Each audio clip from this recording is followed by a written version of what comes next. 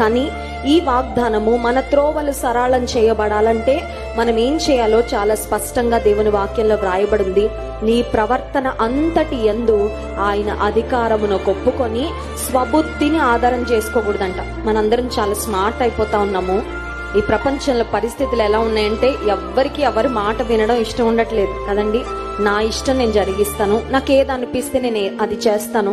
ఇంకొంతమంది చెప్పే మాట ఏంటంటే, ఏమోనండి పరిస్థితులు ఎలా అవుతాయో చూద్దాము, పరిస్థితులు ఎలా ముందుకు వెళ్తాయో చూద్దాం, I'm living things to chance, ఎలా జరిగితే అలా జరుగుతాయిలేండి చూద్దాం అని కొంతమంది ముందుకు వెళ్ళిపోతూ ఉంటారు.